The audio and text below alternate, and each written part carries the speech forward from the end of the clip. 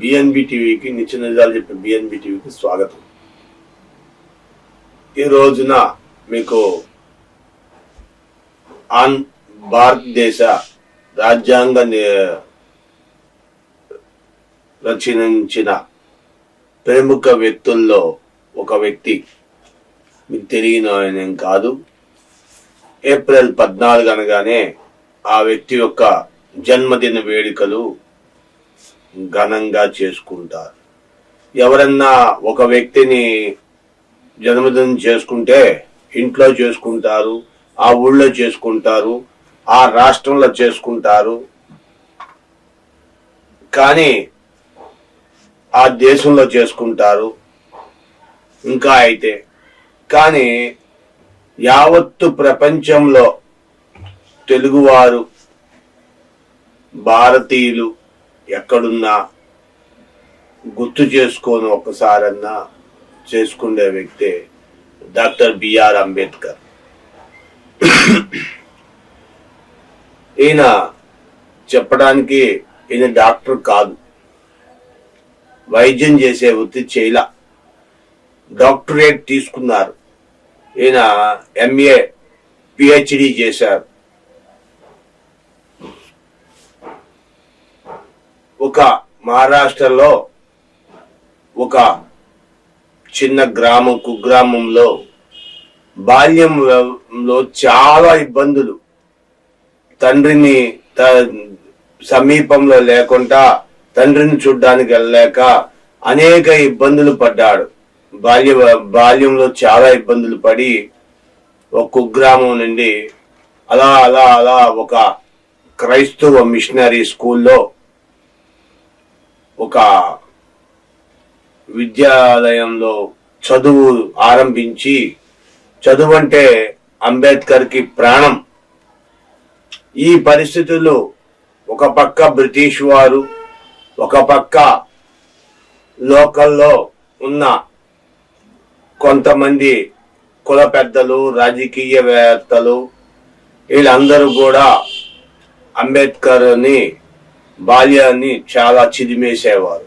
ఆ టైంలోనే అంబేద్కర్, నేను ఎక్కడైతే నన్ను తక్కువగా చూశారో అక్కడే నన్ను దేశ అత్యున్నత వ్యక్తిగా నేను తయారవ్వాలి అని ఒక పునాది, ఒక సంకల్పం దాల్చి ఆనాడే ప్రయత్నం చేశారు.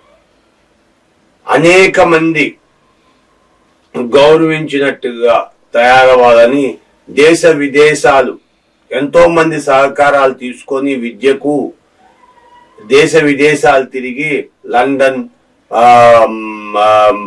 అదేమి మన అమెరికా, కొన్ని ప్రాంతాలు తిరిగి భారతదేశంలో కలకత్తా చాలా ఉన్నతమైన విద్యాలయాల్లో చదివి కాంగ్రెస్ లో ఒక తరహా నాయకుడిగా మారిపోయారు. ఆనాటి గాంధీ, నెహ్రూ, సర్దార్ వల్లభాయ్ పటేల్ వంటి కొంతమంది మేధావులు, సరోజినీ నాయుడు, వీళ్ళందరూ సుమారు 250 మంది రాజ్యాంగ నిర్మాతలను ఒక చోట చేరిస్తే అందులో ఈయన గారికి రాజ్యాంగాన్ని వీళ్ళందరూ సూచించిన దాన్ని ఎంఏ డాక్టరేట్ చేశాడు. కాబట్టి ఆ రోజులో చదువుకోవడం అంటే చాలా గొప్పతనం, చదువుకున్న వారికి చాలా విలువ ఉండేది. ఒక ఉన్నతమైన స్థానం కల్పించి ఆయన్ని రాయటానికి మొదలు పెట్టారు. ఆయన ఒక ఎడిటర్ గా పోస్ట్ ఇచ్చి, నువ్వు మేము చెప్పిన అన్ని సరి చేయవయ్యా అని చెప్పి, అప్పటికే హిందూ అనేకమైన రకాలుగా హిందూ అనగదొక్కుతున్నారు. అయితే ఈ రాజ్యాంగంలో కొన్ని ఆనాటి కాంగ్రెస్ నాయకుడైన మొట్టమొదటి ప్రధాని ఎవరు, జవహర్లాల్ నెహ్రూ, ఆయన చేసిన పిచ్చి పనులకి రాజ్యాంగంలో ఈవేళ వరకు ఎన్ని కష్టాలు వచ్చినాయి.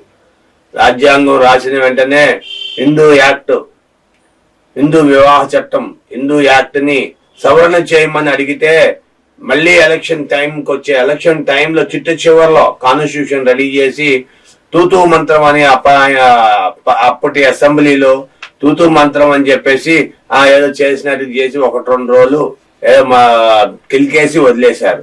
నెక్స్ట్ వచ్చే ప్రభుత్వం మందే కదా అప్పుడు చేద్దామని వచ్చినాక కూడా ఏం చేశారు? ఏమీ చేయలే. దీంతో బిఆర్ అంబేద్కర్ కు కోపం వచ్చేసింది. ఆయనకి ఒక పోర్ట్ఫోలియో ఇచ్చారు. ఆయన ఒక రాజకీయ నాయకుడే ఆ రోజుల్లో. ఇవాళంటే జాతీయ నాయకుడిని చేశారనుకోండి, కానీ ఆ రోజుల్లో ఆయన కూడా ఒక రాజకీయ నాయకుడే. ఆయనకు ఒక న్యాయ వ్యవస్థలో ఆయన మినిస్టర్ గా చేశారు.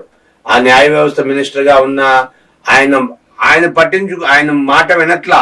నెహ్రూ గాని ఎవరు గాని పట్టించుకుంటలా. ఏం చేయాలి? ఇక లాభం లేదు, నేను ఈ రాజకీయాలకు నాకు శరీరం సరిపడట్లేదు, నాకు ఈ రాజకీయాలు నాకు సరిపడవు, ఈ మర్యాదస్తుల్లో నేను ఉండలేను, నేను తెలివిగలవాడిని, మర్యాదస్తుని, నేను పద్ధతి గలవాడిని అని ఆయనంతలో ఆయన బేరింగ్ చేసుకొని బయటకు వచ్చేసాడు. రాజకీయాల నుండి రాజీనామా చేసి బయటకు వచ్చి ఏం చెయ్యాలి అని ఒక ఉద్దేశంగా కొంతమందిని జనాన్ని కూడబెట్టుకొని వాళ్ళందరికీ రాజ్యాంగం ఇది, దీని వ్యవహారం ఇది, రాజ్యాంగ విలువలు ఇవి, అది ఇది అని చెప్పి జనాలకి వాళ్ళ పడే సమస్యల నుండి వాళ్ళని పరిష్కరించే మార్గంగా సలహాదారుడిగా అయ్యి దేశ అత్యున్నత స్థానంలో ఇవాళ నిలబడడానికి కారణమయ్యారు. ప్రతి ఒక్కరు కూడా సలహాలు తీసుకొని ఆయన దగ్గర, అయ్యా న్యాయ సలహాలు కానీ ఏ సలహాని ఇలా జరగాలి, ఇలా చేస్తున్నారు, అలా చేస్తున్నారంటే దీన్ని నీకు ఇలా చెయ్యి, నీకు న్యాయం జరుగుద్ది అని. అందుకని ఆయన విగ్రహం ఎక్కడ చూసినారో ఇలా ఏళ్ళు చూపించి ఉంటది. అంటే ఏంటి? మార్గదర్శకుడుగా నీకు దారి ఇదిగో ఇటెల్లు అని దారి చూపించినట్టుగా ఆయన దారి చూపించారు. కాబట్టి అందుకని ఆయన విగ్రహం ఎలాగైనా ఇలా ఏళ్ళు చూపించి ఉంటుంది. ఎక్కడన్నా సరే ఏలు చూపించి ఉంటాయి. అత్యున్నత స్థానంలో అన్ని కష్టాలు పడిన శిల చిట్లు కొట్టేటప్పుడు ఒక శిలను తీసుకొని శిల్పం చేయాలంటే ఉలి బాధపడుతుందా, సుత్తి బాధపడుతుందా, ఆ శిల బాధపడుతుందా, లేకపోతే శిల చెక్కే శిల్పి బాధపడతాడా? ఎవరు బాధపడుతుందని ఆగిపోయినా, శిల్పి ఆగిపోయినా శిల బాధపడుతుందని, శిల్పి ఆగిపోయినా శిల తయారవ్వదు. సుత్తి ఆ శానం ఏది ఆగిపోయినా, ఏది జాలిపడినా ఆ శిల పైన, ఆ శిల్పం కాదు, గౌరవం అయిన స్థానం వచ్చి ఒక ప్రభు అవ్వచ్చు, ఒక విగ్రహం అవ్వచ్చు, ఒక శివుడు అవ్వచ్చు, ఒక దేవత అవ్వచ్చు, ఎవరైనా ఆ శిల్పాన్ని, ఆ బండరాయిని, నిన్నటి వరకు బండరాయిగా కాళ్ళ కింద తొక్కిన రాయిని, ఆ శిల్పాన్ని తయారు చేసిన కవి లేదా శిల్పి గొప్పతనం అనుకోవచ్చు, లేదా రాయ జన్మస్థానంలో పుట్టిన రాయి గొప్పతనమో తెలియదు. కానీ మొత్తానికి ఒక స్థానానికి వస్తే గాని, ఒక రూపం వస్తే గాని దాన్ని గౌరవించబడవు. కాబట్టి మిత్రులారా, ఈ ఒక్క విషయాన్ని మీరు గమనించుకొని మీ జీవితాలని ఉన్నతమైన శిఖరాలకి వెళ్ళాలంటే కష్టపడాలి. కష్టపడితేనే మీరు నిర్దేశించుకున్న సబ్జెక్ట్ లో మీరు కష్టపడితే మీరు ఏదన్నా సరే కనీసం ఒక దొంగతనం చెయ్యాలి, దానికైనా నిర్దేశిత ప్లానింగ్ ఉండాలి. ఒక రాజకీయ నాయకుడు అవ్వాలి, ఒక ప్లానింగ్ ఉండాలి. ఒక మంచి బిజినెస్ మ్యాన్ అవ్వాలి, ప్లానింగ్ ఉండాలి. ఒక మంచి భర్త అవ్వాలి, ప్లానింగ్ ఉండాలి. ఒక మంచి విద్యార్థి అవ్వాలి, ప్లానింగ్ ఉండాలి. ప్లానింగ్ లేకపోతే అది సక్సెస్ కాదు. మీ విలువైన అభిప్రాయాలను కామెంట్ రూపంలో తెలియచేయండి, షేర్ చేయండి, లైక్ చేయండి. Thank you for watching our channel. ఇవ్వచ్చు. Thank you.